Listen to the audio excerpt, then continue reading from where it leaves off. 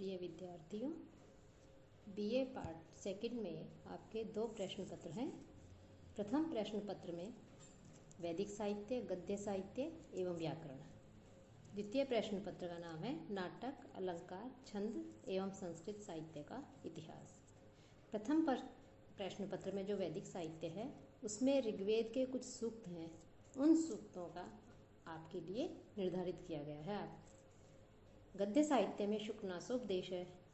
वैदिक साहित्य का इतिहास है जिसमें संहिता है, उनका स्वरूप, विषय वस्तु आदि का आपको अध्ययन करना है। साथ ही साथ व्याकरण जो है उसमें लघु सिद्धांत कौमुदी में से अजंत एवं जो हलंत प्रकरण है उसके कुछ शब्द रूपों की रूप सिद्धि आपके कोर्स में है। तो ये प्रथम प्रश्न पत्र है। द्वितीय प्रश्न पत्र जिसका के नाम नाटक, अलंकार, छंद एवं संस्कृत साहित्य का इतिहास है, इसमें महाकवि कालिदास द्वारा रचित अभिज्ञान शाकुंतलम जो नाटक है वो आपके कोर्स में है। उस नाटक में प्रयुक्त छंद जो हैं उनके लक्षण उदाहरण आपके कोर्स में है। काव्य दीपिका की जो अष्टम शिखा है उसके अलंकार और उनके उदाहरण ये भी आपके द्वितीय प्रश्न पत्र के अंतर्गत आते हैं। साथ ही संस्कृत साहित्य का इतिहास जिसके अंतर्गत वीर काव्य, महाकाव्य, काव्य, गीति काव्य, गद्य काव्य, नाट्य साहित्य और आधुनिक संस्कृत साहित्य ये आपके संस्कृत साहित्य का इतिहास में आते हैं, जिनका कि हम अध्ययन करेंगे। साथ ही साथ हिंदी से संस्कृत में अनुवाद भी आपके द्वितीय प्रश्न पत्र में ही आते हैं। तो सबसे पहले हम जो प्रथम प्रश्न पत्र हैं जिसका के नाम है वैदिक साहित्य, गद्य साहित्य एवं व्याकरण, इसमें वैदिक साहित्य से जो है हम प्रारंभ करेंगे। वैदिक साहित्य में जो ऋग्वेद है उसके कुछ सूक्त हैं, उनका अध्ययन किया जाएगा। कि वेद क्या है? कि वेद संसार के सर्वाधिक प्राचीन ग्रंथ हैं तथा भारतीय संस्कृति के प्राण हैं। भारतीय धर्म, साहित्य, सभ्यता, दर्शन इन सब की आधारशिला वेदों के ऊपर ही अधिष्ठित है। वेद शब्द का मूल अर्थ ज्ञान है, क्योंकि वेद शब्द जो है ज्ञान अर्थ वाली विद धातु से बना है और वेद जो है वो ईश्वरीय ज्ञान का द्योतक है।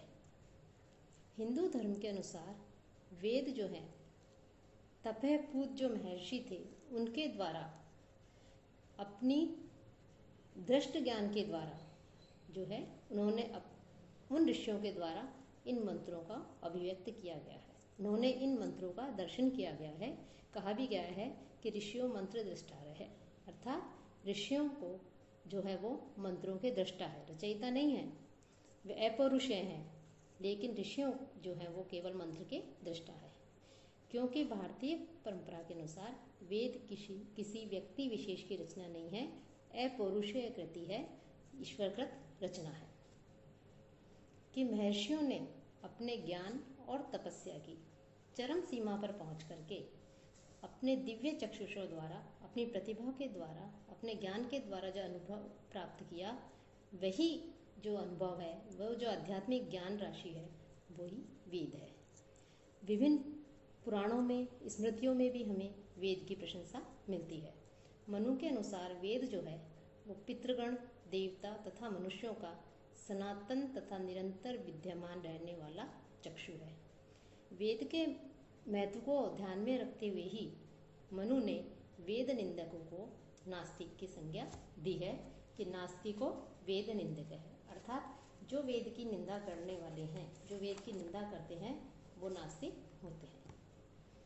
कि वेद शब्द जो है उस वेद का प्रयोग मंत्र और ब्राह्मण के लिए हुआ है। मंत्र ब्राह्मणी और वेद नाम ध्येयम। अब मंत्र किसे कहते हैं? कि जिसका मनन किया जाए, मननात् मंत्रः, अर्थात जिसका मनन किया जाए उसे मंत्र कहते हैं। इसके द्वारा, मंत्रों के द्वारा यज्ञ अनुष्ठान किया जाता है एवं देवताओं की स्तुति की जाती है। ब्राह्मण के बहुत से अर्थ हैं जिनमें एक अर्थ यज्ञ भी माना जाता है। हम ये कह सकते हैं कि ब्राह्मण ग्रंथ उन्हें कहते हैं जिनमें यज्ञ की विभिन्न क्रियाओं का वर्णन किया जाता है। वेद के देखा जाए तो स्वरूप की दृष्टि से वेद के 3 प्रकार के माने हैं, ऋक्, यजु तथा साम, जिसमें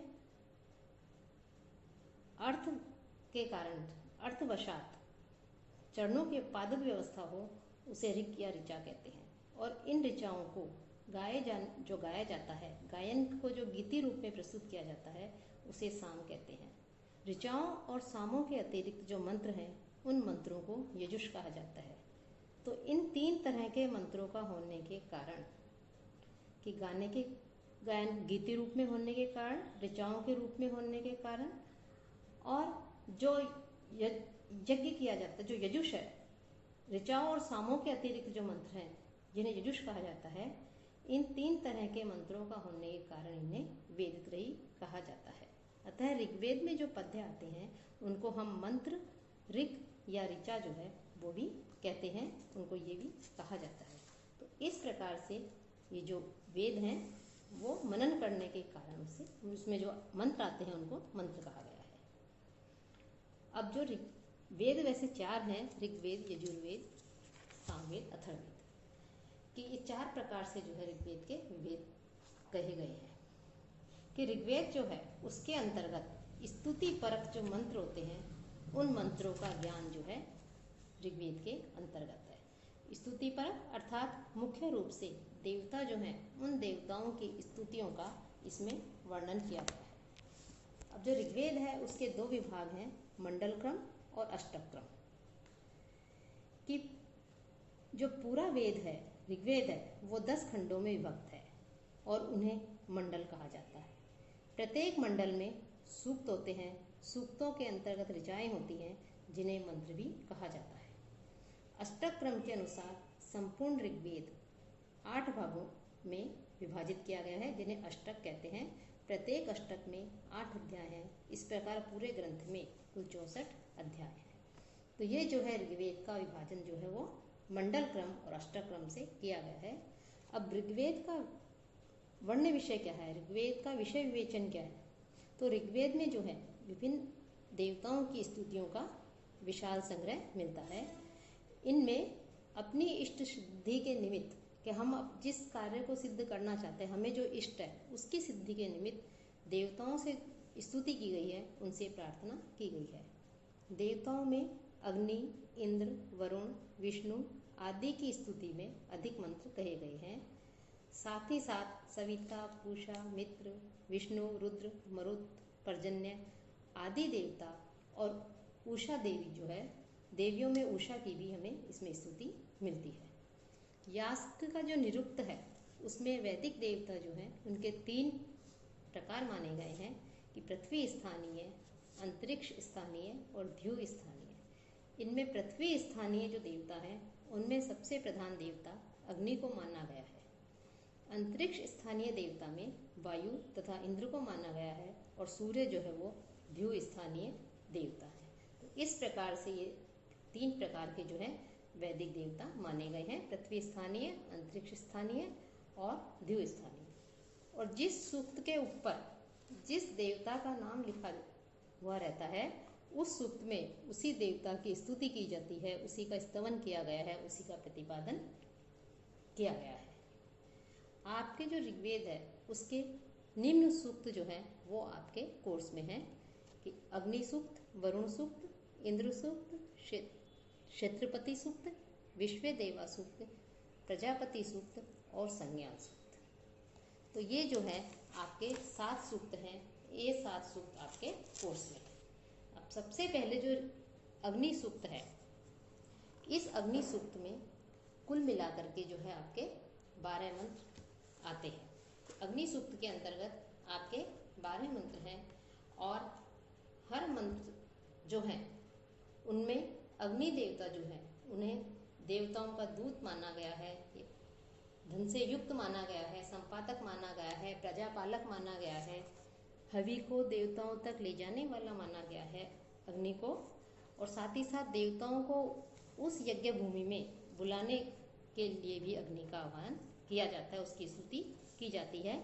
साथ ही साथ अन्य देवताओं के साथ साथ अग्निदेव को भी सम्मान दिया जाता है और उसे भी कुशासन पर बैठने के लिए कहा जाता है।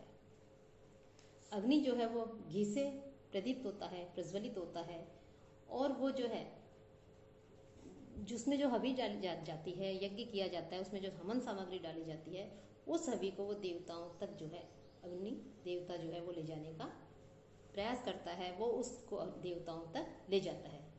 तो अग्नि देवता जो है, उस अग्नि देवता को की इस सूक्त में जो है प्रशंसा की गई है, उनकी प्रार्थना की गई है, उनकी स्तुति की गई है। तो ये अग्नि सूक्त, ये सबसे पहला सूक्त आपके कोर्स में है ऋग्वेद में। इसका हम आगे की कक्षा में अध्ययन करेंगे।